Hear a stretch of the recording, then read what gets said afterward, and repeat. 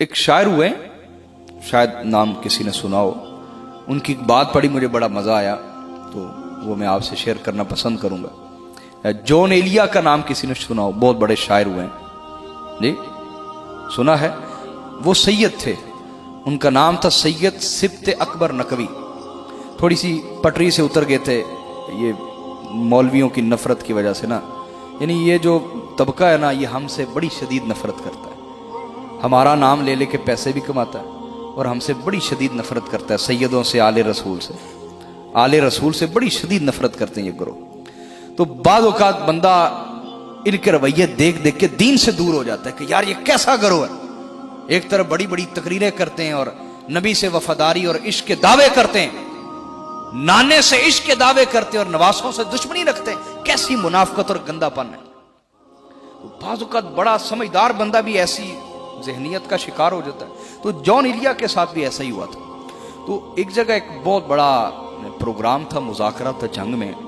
تو ایک بہت بڑا شخص جو خود کو کہتا ہے اسلام کا ٹھیکیدار, کہ میں اسلام کا ٹھیکیدار ہوں, تو اس کو انہوں نے مذہب پہ تقریر کرنے کے لیے بلایا ہوا تھا, اور جون ایلیا کو ادب پہ, لٹریچر پہ تقریر کرنے کے لیے بلایا ہوا تھا. وہ دونوں بیٹھے تو دونوں کی انبن ہو گئی. وہ ٹھیکیدار صاحب اسلام کے اور یہ سید صاحب سبت اکبر نقوی ان کا نام تھا, جون ایلیا کا. آخری عمر کچھ آگے تھے, ہدایت کے اوپر آگے تھے. تو وہ بھی میں واقعہ آپ کو سناتا ہوں کیسے آئے ہدایت کے اوپر. تو ان کی انبن ہو گئی. تو انہوں نے مائک میں کہا مولوی جی اسلام ہمارے گھر کا مسئلہ ہے, آپ کو کیا مسئلہ ہے؟ نہیں سمجھ گئی؟ اسلام ہمارے گھر کا مسئلہ ہے, آپ کو کیا مسئلہ ہے؟ آپ نے اسلام کا نام لے لے کے کیا تھے آپ اور آپ کے باپ دادا؟ آج لینڈ کروزریں رکھ لی آپ نے, اور 15-15 20-20 گاڑیاں آپ کے ساتھ. یہ تنخواہیں, یہ گاڑیاں, یہ کوٹھیاں, بنگلے کس طرح ملے؟ ہمارے نانا کا نام استعمال کیا اور ہم سے نفرت کرتے ہیں.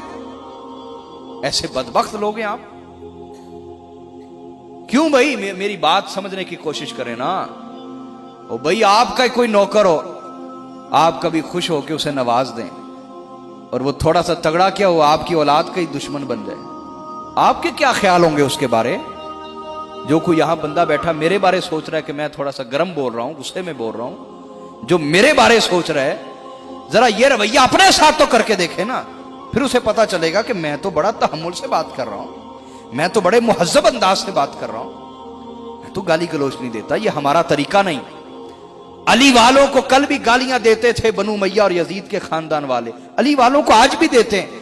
ہم تو تب بھی گالیاں سہتے تھے, ہم بھی آج بھی گالیاں سہتے ہیں, اور بدلے میں نہ تب کبھی گالی دی تھی نہ اب کبھی گالی دی. یہ ہمارا طریقہ نہیں ہے. یہ گالیاں دینے والے مولوی کون سے ہیں؟ یہ کل بھی یزیدی تھے, یہ آج بھی یزیدی ہیں.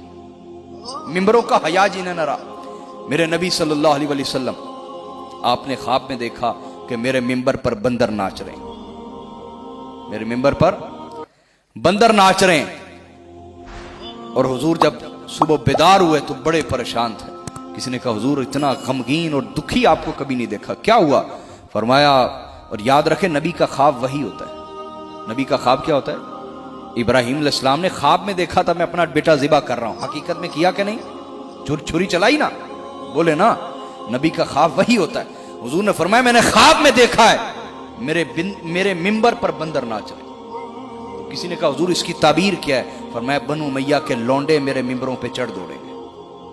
اور آج بھی بنو امیہ کے حمایتی, یزید کے خاندان کے حمایتی, انہوں نے ممبروں پہ اور مسجدوں پہ قبضے کر رکھے. وجہ کیا ہے؟ آپ لوگ متحد نہیں ہیں. وجہ کیا ہے؟ آپ لوگ صرف نعرے مارتے اور ہمارا ساتھ دینے کو تیار نہیں. صرف نعرے مارنے کی حد تک, محفل میں آگے ہاتھ چوم لیے بس. بھائی کسی سے رشتہ لگاؤ تو توڑ نبھاؤ, کسی سے رشتہ لگاؤ تو خاندانی بن کے دکھاؤ نا. اور آج ضرورت ہے کوئی کسی سید کا مرید ہو, کسی سید کو ماننے والا ہو, یا ان پیروں کو ماننے والا ہو جو سادات سے محبت اور عشق رکھتے ہیں. جتنے بھی آج آل رسول کو ماننے والے جہاں جہاں بھی لوگ ہیں, ہمیں ضرورت ہے ہم متحد ہوں. ہمارا دشمن تو متحد ہے اور ہم آپس میں ٹکڑے ٹکڑے. لہذا میں آپ کو بات سنا رہا تھا جون ایلیا کی, پٹری سے ہٹ گئے تھوڑا سا, سمجھ آئی کہ نہیں؟ تو نا وہ اسلام کے ٹھیکیدار کو کہنے لگے مولانا इस्लाम हमारे घर का मसला है, आपको क्या मसला है? कहा देखो गौर करो, पुराने दौर में जो खवातीन होती थी वो अपने दुपट्टे के साथ, अगर कोई दिरम दिनार होता ना अपने दुपट्टे के साथ, या पैसा मिल जाता सिक्का दुपट्टे के साथ, उसमें ना गिरा लगा देती थी, करती थी ना ऐसा। तो जॉन एलिया ने कहा कि तुम अगर उस दौर में होते मेरे साथ और मैं जाता घर में, सैयदा फातिमा ज़हरा या हजरत आयशा सिद्दीका बैठी होती और मैं दुपट्टे की गिरा खोलता और उधर से दिरम निकाल लेता और खा पी जाता, मुझे को पूछने वाला था? कहा जी नहीं।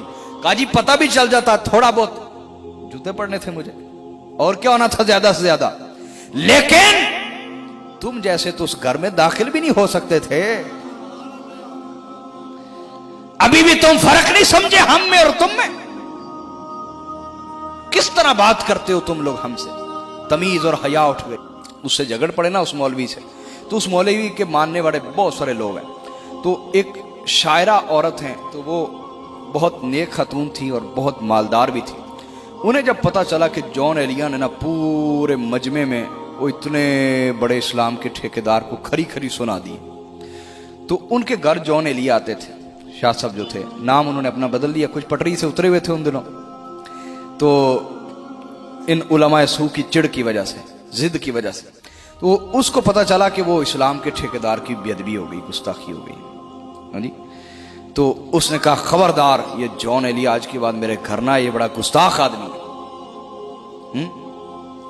तो उसने ना, चूंकि वो जॉन एलिया का दोस्त था, जो उसका भांजा था, उसको कह दिया खबरदार ये मेरे घर ना, बड़ा गुस्ताख आदमी। ये कहा और चंद दिन बाद वो अपने गांव चली गई।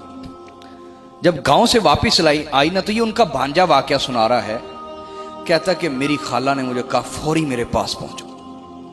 खैर हो, फौरी पहुंचो मेरे पास। जब वो पहुंचा तो कहता है कि मेरी खाला ने मुझे कहा वो जॉन एलिया को बात तो नहीं बताई थी जो मैं कह बैठी थी?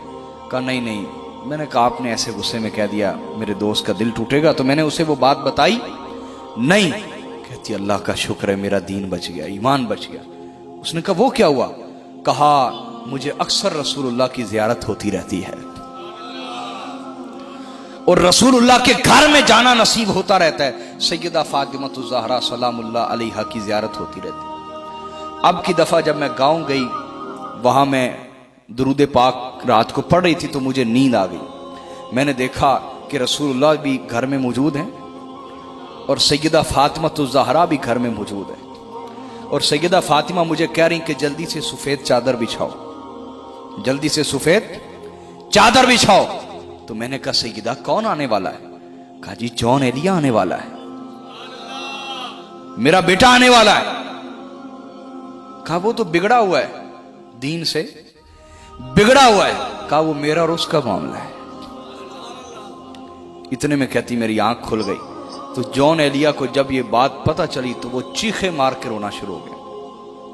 जो पटरी से उतरा हुआ था ना, चीखे मार के रोना शुरू हो गया। तो ये दरस इबरत है उन लोगों के लिए जो इस्लाम के ठेकेदार हैं।